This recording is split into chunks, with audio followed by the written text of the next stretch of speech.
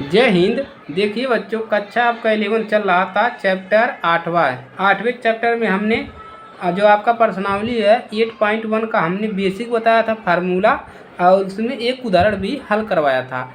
और आज की क्लास में हम उदाहरण नंबर 2 और उदाहरण नंबर 3 आपका है, दूसरा और तीसरा उदाहरण आपका हल कराएंगे।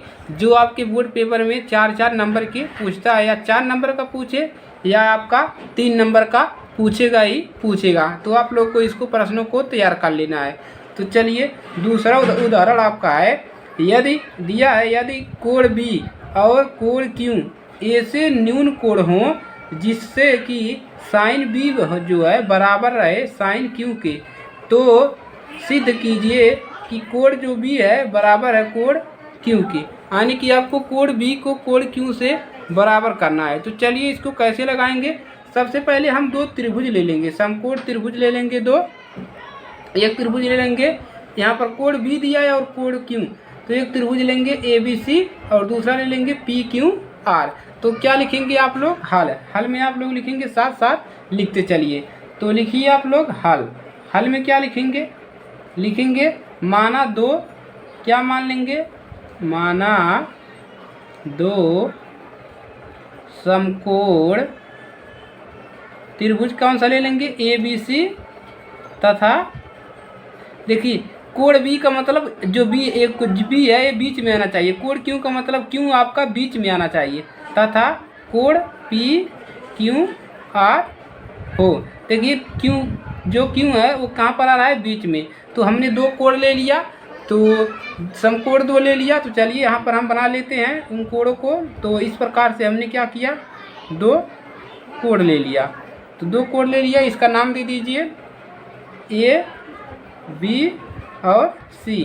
तो C पर ही क्या बना है, ABC। तो यहाँ पर आप लोग इसका B कर दीजिए और इसको C बना लीजिए, इसको B करिए। और यहाँ पर एक कोण बना है, देखिए कोण B। और एक और बना लीजिए, एक और बनाएंगे। तो एक और इसी पर दो समकोण त्रिभुज लिए हो तो एक और बना लो, इस प्रकार से एक और बना लो, इसको भी नाम दे जो P और यहाँ पर Q और यहाँ पर R। यहाँ पर एक कोण, दो कोण बना हुआ है। अब चलेंगे, अब चलिए क्या करेंगे। अब यहाँ से ये देखिए आपका हो गया, एक कोण है तो ये क्या हो गया आपका, ये आपका हो गया जो कोण है ये आपका क्या हो गया, एक कर्ण हो गया। एक कर्ण का काम करेगा, ये क्या है आपका, अब कर्ण है, एक कर्ण हो गया। और यहाँ पर भी एक कर्ण हो गया। अब चलिए क्या करेंगे। अब जो ये आधार है ये और ये दोनों क्या होंगे, बराबर होंगे। जो आधार है नीचे वाला और ये जो लंब है ये दोनों क्या होंगे, बराबर होंगे। वैसे यहाँ पर भी बराबर होंगे। जिस प्रकार से आप इस प्रकार से समकोण बना रहे थे, ए वाला और ए वाला हिस्सा बराबर था, तो ए वाला और ए वाला हिस्सा भी बराबर होंगे। तो वही उसी को हम लिख देंगे यहाँ पर कि जो AC होगा वो BC के बराबर होगा। तो हम लिख लेंगे यहाँ पर कि AC जो होगा वो किसके बराबर होगा, AC जो होगा किसके बराबर होगा, BC के, यानी कि आपका जो है AB के बराबर होगा। तो इस प्रकार से इसको भी लिख सकते हो कि जो PR होगा, जो P और R होगा वो किसके बराबर होगा, PR बराबर होगा PQ के। ये हो गया। अब चलिए क्या करेंगे, अब हम क्या लिख सकते हैं, यहाँ से लिख सकते हैं कि AC बराबर क्या हो जाएगा, PR। क्या लिखेंगे, AC है और यहाँ पर A और A दोनों बराबर दिख रहे हैं, तो लिख दीजिए PR। अब देखिए, और यहाँ पर AB और जो यहाँ पर आपका है A और B, AB के बराबर क्या है, PQ। तो AB बटा में PQ, ये हो गया। अब चलिए क्या करेंगे, अब हम मान लेंगे, अब क्या मान लेंगे, बराबर हम मान लेंगे इसके K। इन दोनों के बराबर हम K मान लिए, क्या कर लिया, मान लिया, माना हमने क्या कर लिया, इनके बराबर K मान लिया। अब चलिए क्या करेंगे, अब हम यहाँ से जब इसके साथ बराबर करेंगे तो क्या मिलेगा, तो हमको AC बराबर यहाँ से क्या मिल जाएगा, K इंटू PR। देखिए इसको कैसे लिखोगे कि AC जो है AC बराबर PR बटा में K लिख दोगे। इस प्रकार से AB बटा में PQ बराबर K लिख दोगे। तो यहाँ से त्रिज्या का गुणा करोगे तो AC का बटा में 1 हो जाएगा, तो AC बराबर आ जाएगा K इंटू PR। तो यहाँ पर ये आ जाएगा और आ जाएगा आपका जब इसके लिए करोगे तो ए बी बराबर आ जाएगा आपका के इंटू पी क्यू। इतना मिल गया। अब क्या लगाएंगे, अब हमको इनका मान मिल गया तो अब हम क्या लगाएंगे, पाइथागोरस परिमेय। तो क्या लगाएंगे, पाइथागोरस परिमेय। तो लिखेंगे अब पाइथागोरस परिमेय से अब हम पाइथागोरस परिमेय लगा देंगे।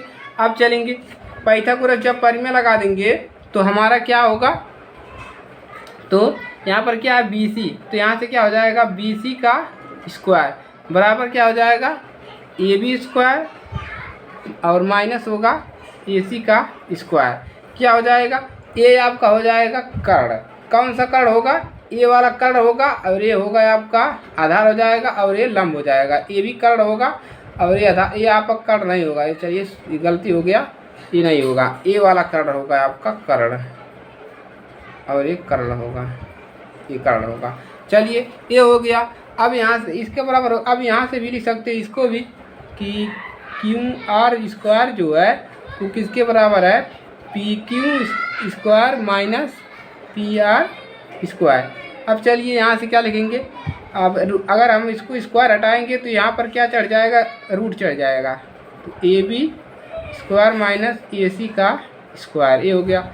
यहाँ पर भी हटा दीजिए तो यहाँ पर भी रूट चढ़ जाएगा, PQ square minus PR square, ये मिल गया। अब हम क्या लिख सकते हैं, अब देखिए, अब हम इन दोनों को हम यहाँ से लिख सकते हैं BC बटा में QR। अब चलिए दोनों को लिख दीजिए। BC का मान कितना है, यहाँ से AB स्क्वायर माइनस AC का स्क्वायर अपान में, देखिए यहाँ पर आप लोग सोच रहे हैं कि यहाँ पर प्लस होता है तो यहाँ पर माइनस ही होता है। चलिए अब इसको लिख लीजिए PQ square minus PR square, दोनों को लिख लिया। अब चलिए अब क्या करेंगे, अब इनका मान रख लीजिए। तो अब BC बटा में QR बराबर, अब AB का मान यहाँ से कितना है, देखिए AB का मान कितना निकला है KPQ, तो K इंटू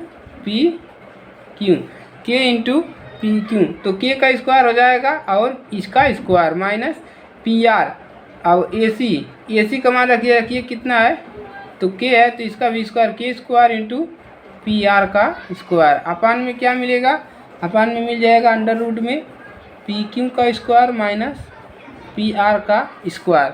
अब चलिए अब यहाँ से देखिए क्या मिलेगा, यहाँ से BC अपान में QR।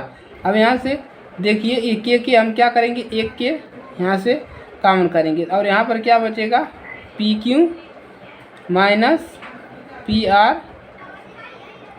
इतना मिलेगा अपान में, स्क्वायर रहेगा ही, अपान में क्या मिल जाएगा अंडर रूट में PQ का स्क्वायर माइनस PR का स्क्वायर बराबर क्या मिल जाएगा K, इतना मिल गया।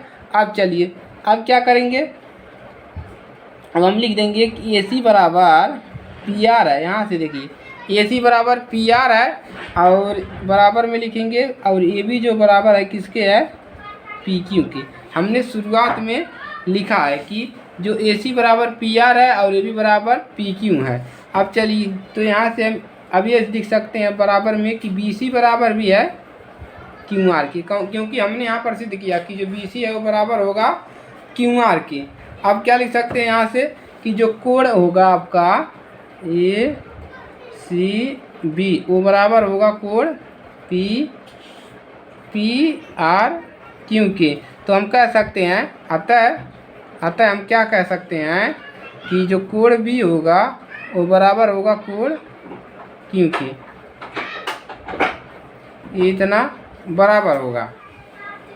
तो चलिए ये आपका प्रश्न जो हल हो गया। अब चलिए क्या करेंगे, अब हम उदाहरण नंबर तीसरे को हल करते हैं। तो चलिए उदाहरण अब तीसरा हल करते हैं।